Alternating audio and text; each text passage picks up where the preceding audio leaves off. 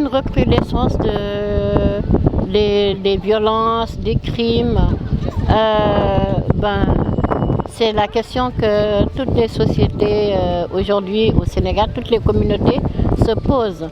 Peut-être parce que les peines ne sont pas encore dissuasives.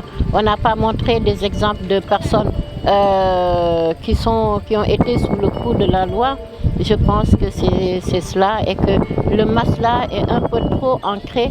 Et moi, je ne voudrais pas l'appeler masla. Excusez-moi du terme, c'est de la fumisterie qui se passe dans ces cas-là. Une violence, c'est une violence. Un crime, c'est un crime. Et il y a la loi pour criminaliser, pour punir, pour donner des sanctions. Au sortir de la déclaration de Beijing, il y a 26 ans, le Sénégal s'est engagé dans ce qu'on appelle la part pour les femmes. Et c'est ce qui a apporté la parité qui a été adoptée par l'Assemblée nationale, ratifiée par le Sénégal. Il y a aussi la criminalisation des violences basées sur les genres, notamment les viols et autres. Et le Sénégal s'est axé sur ça parce que nous avons franchi quand même des pas, nous avons des acquis. Mais pour consolider les acquis, il nous a fallu voir ce qui peut ancrer les femmes dans certaines diversités. On a parlé du climat, les changements climatiques, l'impact que ça a sur les femmes. Et pour cela, il faut que beaucoup de femmes s'engagent dans la protection de l'environnement. Elles seules ont la solution, à mon avis, pour l'environnement. Elles ont aussi un accès qui est très limité aux nouvelles technologies de l'information, avec tout ce qu'elles font dans le domaine financier, dans le domaine... tout ça, c'est informel, bien sûr. Et avec les acquis technologiques, elles peuvent vraiment prétendre, comme on le dit dans le jargon, boxer dans la même catégorie que d'autres personnes. Donc un impact positif des femmes dans ces secteurs-là serait le meilleur outil de l'essor économique de nos pays. Je voudrais d'abord remercier FOES, c'est le Fonds des femmes francophones et aussi de Haïti et le Fonds des femmes congolaises qui ont bien voulu initier, à l'instar de Génération Égalité, le Forum de Paris qui se tiendra, une part sur l'engagement. Je m'engage, qui concerne aujourd'hui plus de 17 pays africains francophones et Haïti aussi.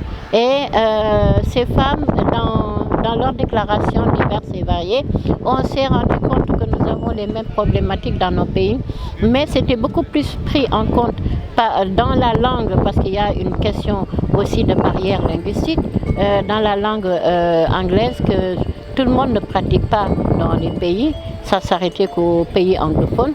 Et les francophones ont trouvé la solution avec Je m'engage. Et en s'engageant, les États, le secteur privé, la société civile, les artistes et aussi la presse sera à côté de ces femmes, de ces filles, non seulement pour pousser ces acteurs cités à les accompagner dans le financement, dans la logistique, parce que ce n'est pas seulement le financement que Je m'engage demande, mais aussi l'aspect logistique et prendre aussi en charge les femmes dans le domaine sanitaire et tout. Donc toutes les personnes qui s'engagent sur une question bien déterminée. Donc c'est là toute la pertinence de Je m'engage. C'est bien avant Je m'engage, je pense, parce que même au niveau des enfants, j'ai fait le plaidoyer avec les enfants, avec l'appui de UNICEF Sénégal, UNICEF ici régional en Afrique de l'Ouest. Et on a formé les enfants, les garçons surtout, pour dénoncer les pratiques qui étaient punies par la loi sénégalaise, mais qui n'étaient pas criminalisées. Et ce sont les garçons eux-mêmes qui dénonçaient ces pratiques-là pour que l'État prenne vraiment ses responsabilités pour faire cesser ces pratiques néfastes. Donc c'est depuis des années que nous nous sommes engagés au Sénégal. Presque toutes les communautés, toutes les associations féminines sénégalaises sont très engagées sur les questions des droits des femmes. J'ai porté le plaidoyer au niveau du ministère de tutelle, c'est-à-dire de la justice, qui déjà prend toutes les dispositions parce que quand il s'agit d'actions judiciaires, ça revêt un caractère confidentiel pour des affaires qui sont pendantes à la justice. Donc nous, au niveau association ou personnes tout simplement lambda engagées, nous dénonçons, nous portons la voix pour dire plus jamais ça et que ces actes soient poursuivis et que ce soit puni à la hauteur de l'acte.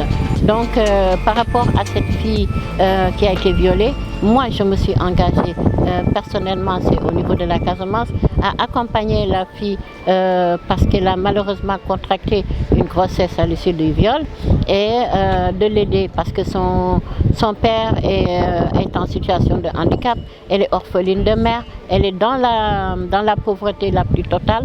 Donc mon devoir en tant que Aïssatou Cissé, conseiller spécial du président, c'est de l'accompagner au moins de façon financière et aussi morale pour l'aider à passer ce cap, pour qu'elle ne se sente pas seule.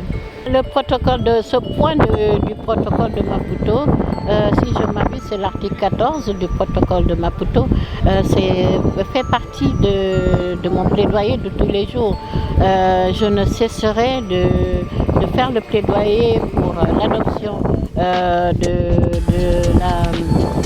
IVG en cas de viol et autres. Donc c'est un plaidoyer que je porte et que j'espère trouvera tout son sens et que au niveau maintenant de nos communautés qui nous disent que c'est pas notre culture, c'est pas dans notre religion, ce sont ces freins-là alors que l'État a déjà signé et ratifié le protocole de Maputo sans réserve d'aucun point. Donc le blocage se trouve au niveau des communes, au niveau communautaire comme on dit, et qui refusent en pensant que voilà c'est une violation religieuse et autres. Non. Au contraire, ça va permettre à des citoyens de pouvoir jouir de toutes leurs facultés et de pouvoir exercer en plein droit leur part dans l'essor économique. J'appelle le Sénégal à s'engager, que tout citoyen sénégalais, qu'il soit religieux, qu'il soit de l'État, qu'il soit de la société civile, qu'il soit dans le secteur privé, qu'il soit artiste, qu'il soit journaliste, je leur demande, je leur lance l'appel solennellement qu'ils s'engagent à protéger sans réserve les victimes de viols, de violences et autres, et qui s'engagent sans réserve à accompagner les femmes du monde rural, nos mamans qui cultivent les terres qui ne leur appartiennent pas ou qui ne leur sont pas prêtées. Je leur demande de s'engager sans réserve à permettre que l'espace scolaire puisse répondre aux normes pour les filles, qu'au moment de leur menstrue, de leur période comme on le dit communément, qu'elles puissent se changer en toute intimité dans des latrines qui répondent aux normes. Je voudrais que ces sociétés, le Sénégal, sans réserve, s'engagent par rapport à l'accès pour toutes les personnes handicapées et notamment pour les femmes. C'est des plaidoyers forts que l'accessibilité aux nouvelles technologies soit universelle au niveau de notre pays, que partout dans le Sénégal, que tout le monde puisse vivre de façon sécurisée, que chacun puisse exercer son métier en toute quiétude.